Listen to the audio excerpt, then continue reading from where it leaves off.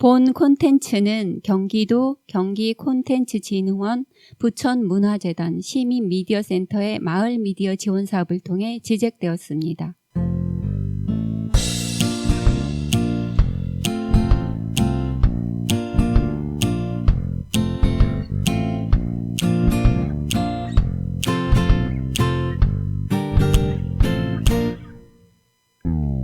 안녕하세요. 희망이 샘솟는 마을 라디오 주민 DJ 능수아입니다.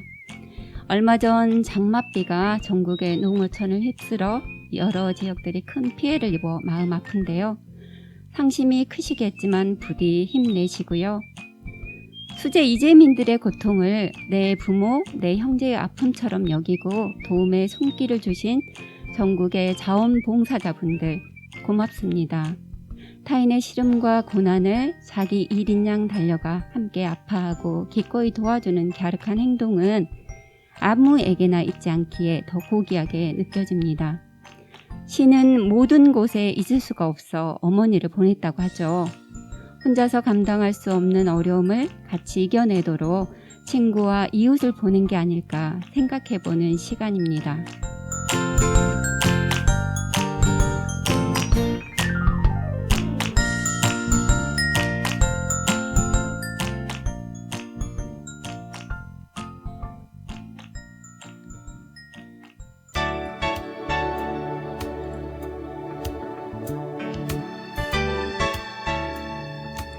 어떤 일을 10년 이상 하면 장인이라는 말이 있습니다. 또 프랑스어로는 어떤 분야에 오랫동안 종사하여 기술이 뛰어나거나 노련한 사람을 베테랑이라고 합니다. 일상생활 속의 베테랑을 만나보고서 6번째 기록입니다. 오늘 만나보고서에서는 요양병원에서 간호사 직업으로 일하시는 최종규 간호사님을 모셨는데요. 먼저 오늘 진행을 도와줄 김순희 님도 나오셨습니다. 순희 씨, 안녕하세요. 네, 안녕하세요. 반갑습니다. 네. 요즘도 산에 많이 가시죠? 네, 그렇죠. 네. 일주일에 한 2번, 3번 이 정도 가요. 그러니까 처음에는 한 번 정도 가신 걸로 알고 있거든요. 근데 점점 자주 가시더라고요. 산행의 매력이 뭘까요?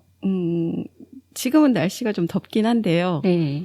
비가 그치고 나니까 요즘 매미랑 새소리 굉장히 많이 나거든요. 네. 그 전에 이제 비가 내리면 후두둑 후두둑 소리가 들리잖아요. 그것도 좋은데 요즘 또 그 매미랑 새소리들이 네. 굉장히 아름답고 또 가면은 그 풀 냄새 이런 향긋한 냄새들도 그렇죠. 아주 매력적이죠. 네. 그런 것도 매력적인데 저는 또 제 혼자 또 생각하기에 순이님의 몸매가 나날이 변해. 네, 안 보이는 게 다행입니다. 그래서 또 점점 더 네. 즐거워서 가게 되지 않나 또 속으로 생각했거든요. 감사합니다. 네. 오늘 여기 이제 오늘 초대 손님이 나오셨습니다. 선생님 안녕하세요. 안녕하세요. 네. 자기 소개 좀 부탁드립니다. 저는 지금 부천시 상동에 위치한 170병상 규모의 요양병원에서 근무하고 있는 최종규 간호사입니다. 네. 저희가요, 베테랑 선정 기준이 있어요. 10년 이상 한 분야에서 또 꾸준히 일을 하시고, 그리고 또 이제 열심히 하시는 그 어떤 에너지가 주변 사람들한테 좋은 영향을 미치고, 또 지금은 코로나 상황이잖아요. 그래서 저희가 또 의료진 한 분을 초대를 해서 이야기를 들어보면 좋겠다 했는데, 또 제가 또 아는 분이, 네, 처음에는 생각이 안 났거든요. 이제 곰곰이 생각을 해보니까, 네, 이제 병원은 좀 어렵겠다 했는데, 제가 아는 분이 또 있더라고요. 그래서 이렇게 섭외를 부탁드렸는데, 선생님, 이제 제가 마을방송 얘기했잖아요. 네. 어떠셨어요? 되게 매력적이고 부럽다라는 생각도 있었고, 와, 어떤 곳인지 한번 가보고 싶다라는 생각을 했어요. 제가 이 방송 준비하면서 보니까 간호사분들이 1인 유튜버로 활동하고 있는 분들이 많이 있더라고요. 그래서 이제 저는 생각해 보기로 간호사분들이 열심히 또 공부를 하셨잖아요.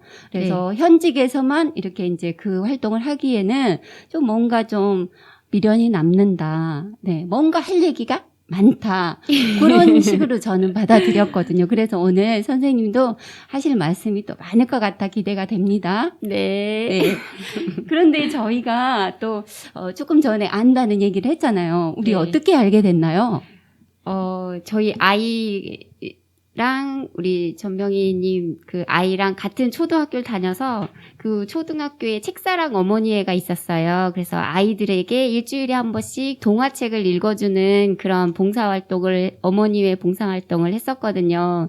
그때 우리 전명희님이 아이들한테 책을 읽어줄 때 참 독특하면서도 재미나게 읽어주세요. 우리가 흔히 아는 일반적인 동화 말고 약간 독특한 분야의 책인데 아이들이 나는 이런 책 안 읽어 싶은 책을 갖고 오셔서 재미나게 읽어주시더라고요. 그래서 와 되게 매력적이신 분이시구나. 그때부터 이제 친하게 됐고 더더군다나 저희 같은 아파트 옆 라인에 사셔가지고 자주 왕래도 하고 친하게 지냈습니다. 아, 감사합니다. 저는 제가 독특한 책을 선택을 해서 또 읽어주는지를 몰랐거든요. 알겠습니다. 네, 아무튼 반갑고요. 네. 지금 그러면 현재 다니는 이제 그 병원? 네. 네, 조금 어떤 곳인가요?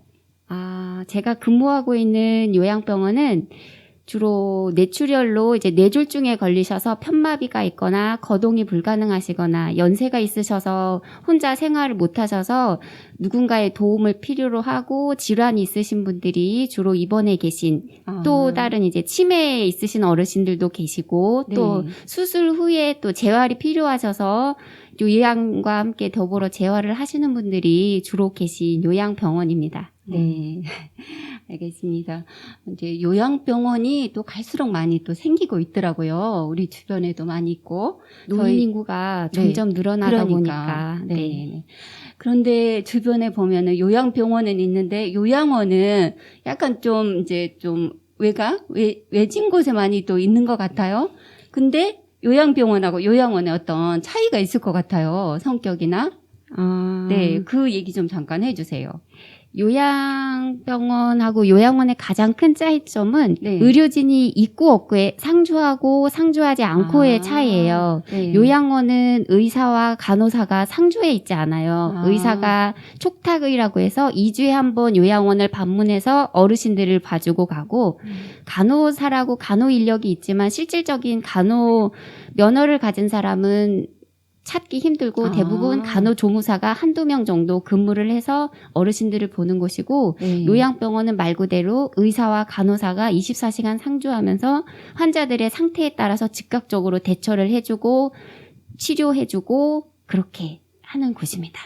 그럼 선생님도 그러면 24시간 근무면 이렇게 교대로 근무를 하시겠네요. 네, 근데 이제 요즘에는 밤 근무하는 거를 다들 꺼려 해가지고 네. 밤 근무하는 간호사를 따로 뽑아요. 아. 그래서 이제 대부분 뭐 낮 근무를 이렇게 네. 주로 한다던가 네네. 2번의 타임만 데이 이브닝만 하는 간호사들이 따로 있어요. 그러면 이제 코로나가 지금 대유행이 되고 있잖아요. 네. 이제 우리나라도 조금 주춤하다가 다시 지금 또 확산이 되고 있어서 걱정스러운데 연세가 있거나 질환이 있는 분들은 특히 취약하잖아요. 네. 그래서 요양병원에서 코로나 이전과 이후의 어떤 대처법이 좀 다르게 또 진행이 되고 있나요? 가장 큰 차이점은 전후의 차이점은 면회가 금지돼 있다라는 거예요. 그렇지. 이제 보호자들이 수시로 와서 이제 환자분도 뵙고 그랬었는데 이제 외부인을 완전히 차단을 하고 그 안에서만 어르신들이 의료진이 마스크를 끼고 생활하고 있기 때문에 일단은 제일 큰 변화는 가족들을 못 만나는 거네요. 그러니까. 어찌 보면. 네, 맞아요. 어르신들 입장에서는 그게 제일 힘든 힘든 일인데 네. 병원 입장에서는 그게 코로나를 예방하는 그러니까. 가장 그렇죠. 어쩔 수 없는 효과적인 일이니까. 방법이에요. 근래에는 사회적 거리두기가 완화돼 갖고 비대면 면회라는 걸 실시를 했어요. 네. 지금도 하고는 있는데 화상으로. 유리 네, 네. 이제 유리 칸막이가 네, 네. 있으면서 이제 보호자분이 네. 밖에 계시고 환자분 안에 계시고 서로 만져볼 수는 없지만 네. 요즘 어르신들이 가족분들이 찾아오면 막 엉엉 아. 우세요. 너무 반가우시고 그러니. 그동안 지금 6개월이 넘게 못 보셔가지고 그래서 일단은 요양병원의 가장 큰 차이점은 그런 차이점이고 그래서 제일 문제가 되는 건 저희 병원 관계자죠. 출퇴근을 하니까. 네. 그래서 제일 저희가 조심- 조심을 하게 돼요. 그러네요. 네. 그러면은 이게 이제 면역력이 떨어지면 또 더군다나 또 그런 전염이나 무슨 그런 거에 취약할 수 있으니까 네. 맞아요. 이제 식단이나 이런 걸 굉장히 좀 더 면역력 있는 식단 뭐 이런 걸로 좀 구성하고 그러나요? 병원 재정이 빵빵하면 그러면 좋겠지만 네. 그러진 별 않고요. 다르게? 일단은 병원이기 때문에 기본적으로 영양사님이 기본적인 이제 영양 관리에 맞는 식단을 짜서 식사가 제공되고 있어서 코로나 이후에 뭐 더 몸에 좋은 보약을 지어준다거나 그러지는 않고요. 네. 네. 일단은, 네, 그렇습니다. 그리고 일단은 이제 외진을 그 대학병원에 간다거나 아니면 집에 잠깐 너무 식구들이 보고 싶어서 외박을 갔다 오게 되면 다시 코로나 검사를 하고 병원에 들어오게 돼 있어요. 간병인들도 뭐 다른 사람이 들어오거나 아니면은 잠깐 쉬었다가 들어오는 경우에도 코로나 검사를 해서 음성 판정을 받아야지만 다시 병원에 투입이 돼서 일을 할 수 있고 환자분도 다시 입원할 수 있고 그렇게 해서 관리를 하고 있습니다. 쉽지 않네요. 그러네요. 네. 그러면 현재 지금 다니는 요양병원은요, 재취업으로 또 얻은 직장이라고 들었거든요. 네. 그런데 이제 재취업할 때 가장 또 중요하게 생각했던 점이 있었을까요? 대학병원을 그만둘 때도 아이 키우는 문제가 제일 컸고 재취업을 하게 되는 것도 제일 중요한 게 아이들을 돌보고 시간 활용하기에 적절한지를 제일 중요하게 따져서 직장을 골랐어요. 그렇네요. 그럼 그 중간에 공백기가 그러면 몇 년 정도 있었던 거예요? 4년이요. 4년. 큰아이 1학년 입학하면서 대학병원을 그만뒀고 네. 4학년쯤 되니까 알아서 잘 다니더라고요. 그래서 필요한 건 학원비겠구나 싶어서 네. 다시 취업을 하게 됐어요. 네. 그러니까 또 쉬다가 일을 하게 되면 어려운 점이 좀 많았을 텐데 그런 건 좀 없었나요? 겁이 많이 나더라고요. 내가 잘할 수 있을까 하는. 그렇죠. 대학병원에서 날아다니면서 일을 했다고 자부하는 사람임에도 불구하고 네. 다시 취업을 하려니까 내가 4년이나 놀았는데 잘할 수 있을까 하는 그런 두려움이 되게 컸어요. 그렇죠. 처음엔 좀 그런 게 있더라고요. 위축되고 네, 약간 네. 그런 것들이. 그러니까. 네. 그러면은 그 중간에 공백기 동안에 그 면허증 가진 사람들은 뭐 보수 교육이라고 해야 되나? 네. 그런 거를 또 받아야 되나요? 네, 안 받아야 다니는 중에도 네, 면허 유지를 위해서 네, 네, 네. 대한간호협회에서 네. 2년에 한 번씩 2년에 한 번. 네, 그 면허 신고를 2년에 한 번 면허 신고를 하게 돼 있고 네. 그 보수 교육은 매년 받도록 돼 있어요. 매년. 네.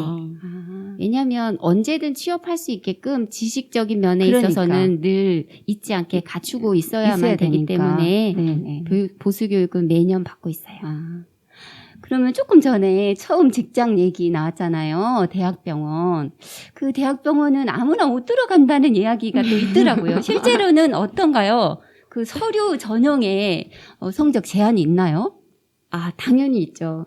왜냐하면 대학병원은 많은 것을 이제 간호사 입장에서는 많은 네. 것을 배울 수 있고 또 체계가 잘 잡혀 있는 곳이기 때문에 네. 간호학과를 졸업한 학생이라면 누구나 일단은 대학병원에 들어가고 싶어라 해요. 네네. 근데 누구나 다 뽑을 수는 없잖아요. 그렇죠. 그래서 일단은 성적 순으로 네. 자르고 또 그 안에서 또 면접을 봐서 또. 인성이라 이런 것들을 보면서 대학병원에서는 그렇게 직원 채용을 합니다.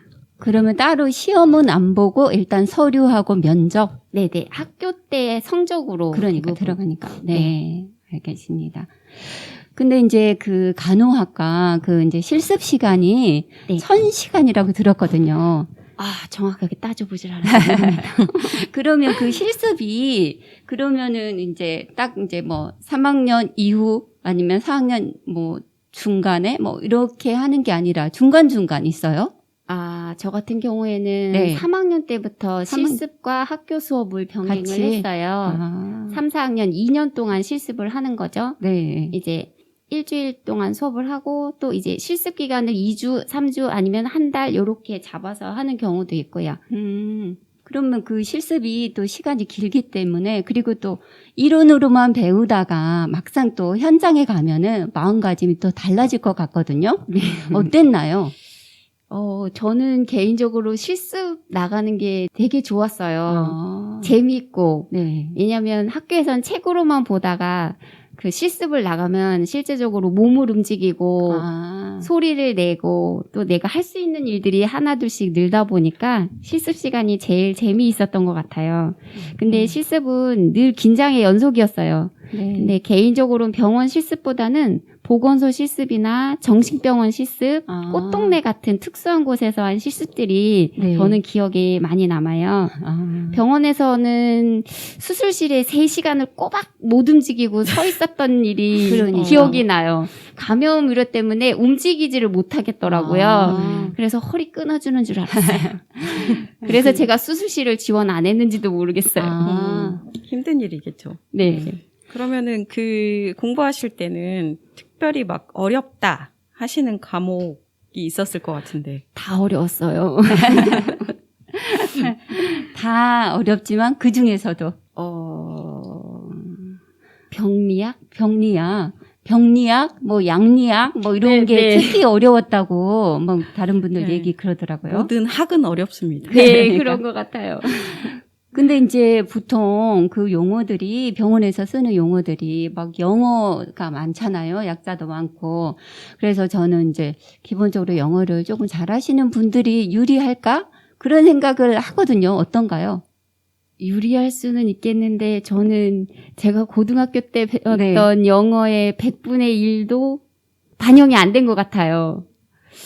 사실 뭐 의학 용어랑은 좀 다르지 않을까요? 네, 그렇죠? 실생활 용어랑 달라서 그렇구나. 이제 그 간호 공부하는 게 전부 다 의학 용어고 원소로 공부를 하다 보니까 처음엔 되게 어려웠는데 계속 반복되는 용어니까 네네. 그냥 익숙해지는 용어더라고요. 네. 사실 영어를 잘 못합니다. 네. 그래서 해외여행 가는 걸 싫어해요.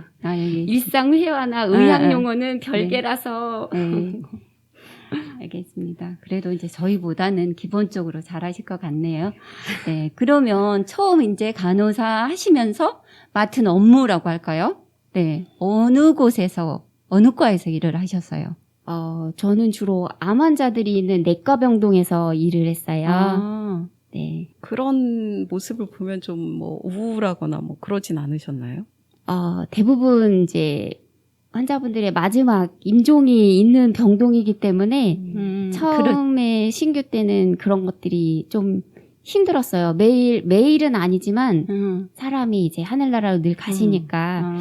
근데 이제 제가 생각을 바꿨어요. 이제 그것 때문에 우울해서 그만두는 간호사들이 있었거든요. 네. 근데 생각을 바꾼 게 누군가는 한 번은 죽는데 그 한 번 죽는 그 길을 누군가는 같이 해줘야 되잖아요. 그렇죠. 네. 그 일을 내가 해야 되겠다 싶어가지고 네. 돌아가시는 그때까지는 내가 최선을 다해서 함께 해드리자. 그렇게 역시. 생각을 바꾼 다음부터는 네. 직업을 암병동에서 잘 선택하셨네.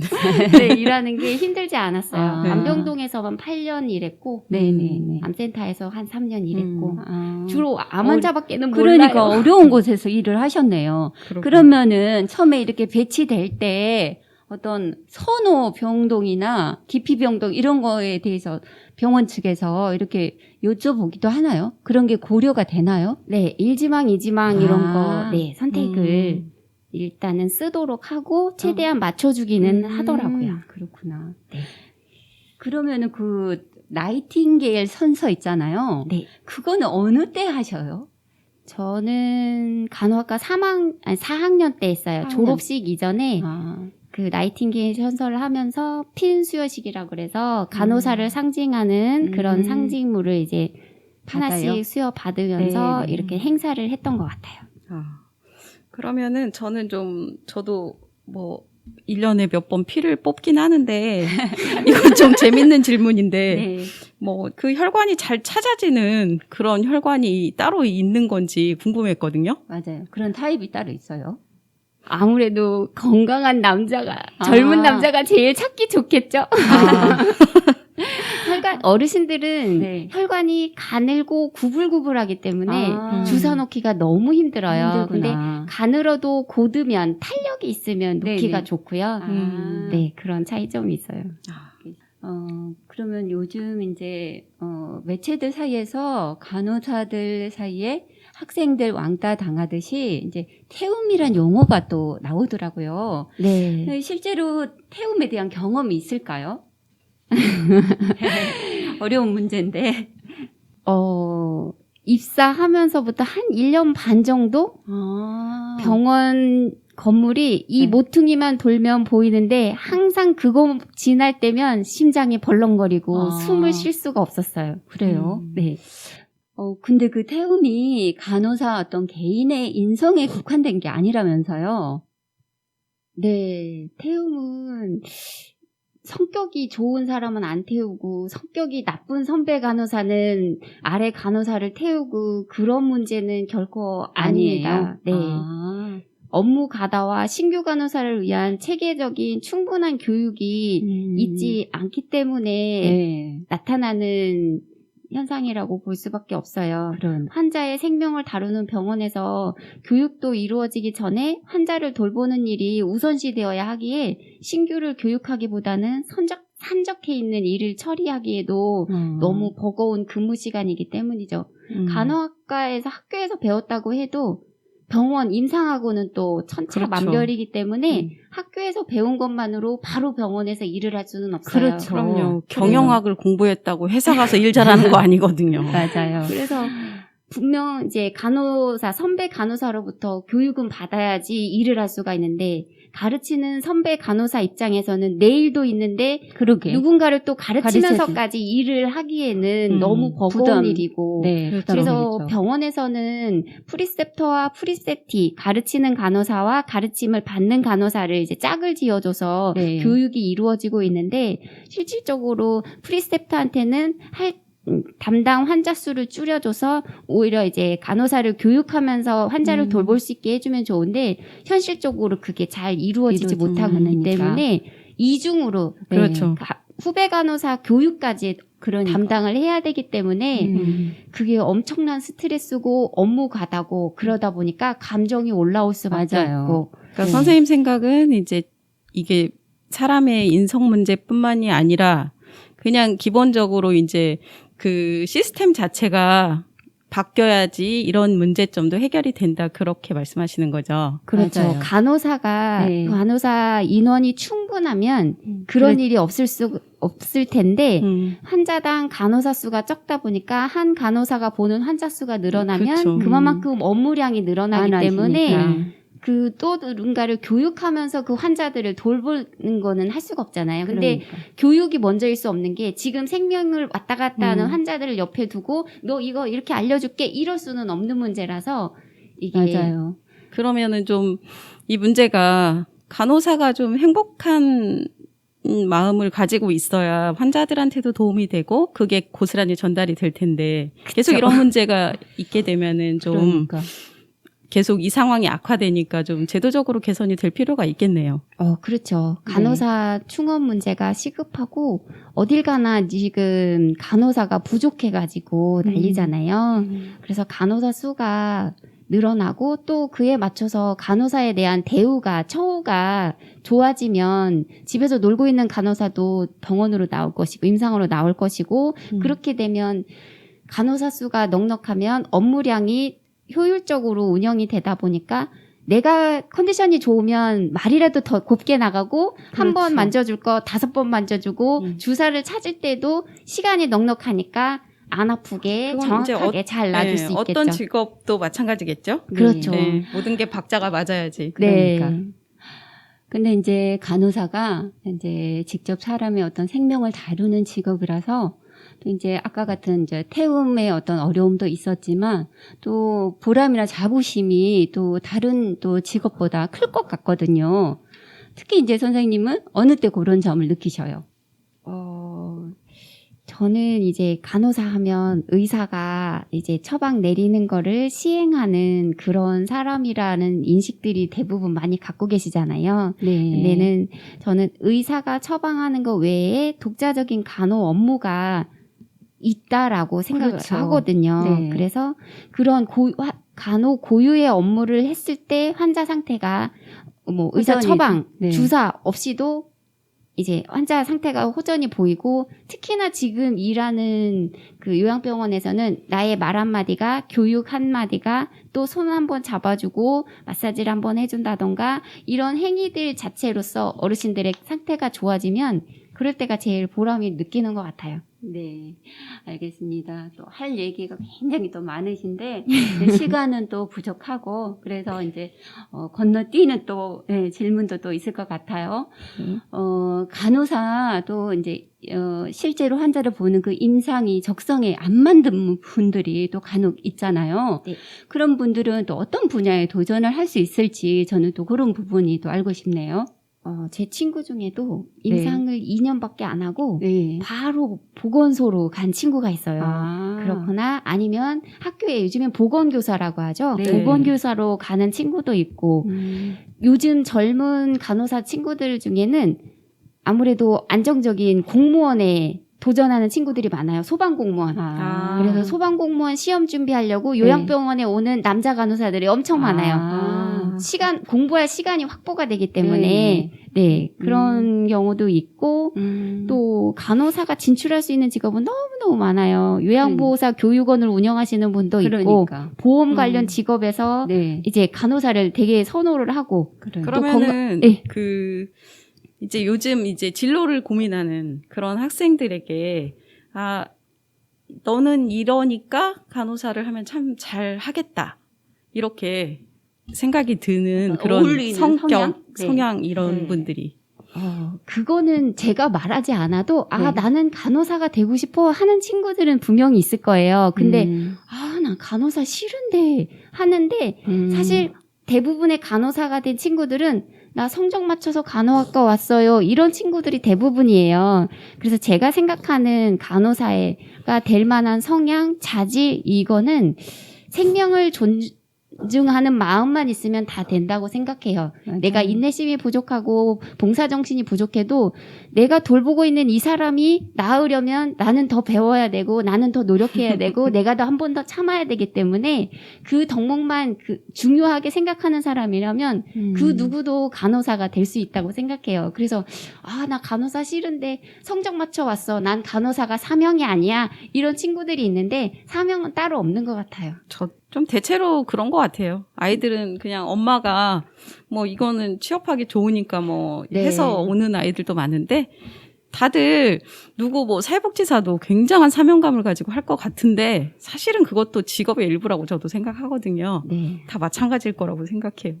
알겠습니다. 이제 시간이 어느 정도 또 막바지에 지금 다루고 있는데요. 마을 라디오에 출연한 소감 한마디 해주세요. 네. 사실 간호사로서의 자부심도 있는데 이 마을 라디오 오면서는 왜냐면 아시는 분이 초대를 해서 온 거기 때문에 네. 되게 편안한 마음으로 왔어요. 간호사이기 전에 주부이기 때문에 그러니까. 그냥 내 이웃들과 수다 떤다라는 네. 생각으로 왔어요. 근데 생각보다 너무 편하고 재밌고 그리고 신기한 것들이 많아서 정말 좋은 시간이었습니다. 저도 아주 즐거운 시간이었고요. 그리고 또 마지막으로 이제 질문에는 없지만 또 하고 싶은 이야기 또 있을까요? 마지막으로. 글쎄요. 짧은 시간에 많은 이야기를 하려다 보니까 부서도 없고 내용 전달이 잘 안 됐을 수도 있는데 다음에 충분히 또 내용 전달됐습니다. 그래요? 네. 길 가다가 또 저 누구다 이러면은 또 좋은 이야기 나눌 수 있는 시간들이 있었으면 좋겠어요. 네. 즐거웠습니다. 감사합니다. 순희 씨 마지막으로 한마디. 네, 오늘은 모르는 걸 많이 알게 됐네요. 네.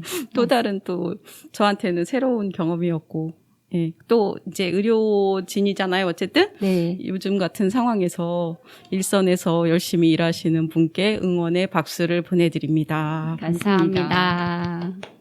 오늘 마을 라디오에 참석해 주셔서 감사드리고요.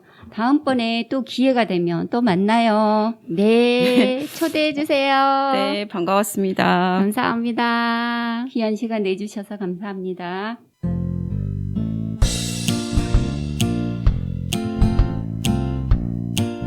집안에 환자가 있으면 가족 모두 힘들고 고통스러운 시간을 보내게 됩니다.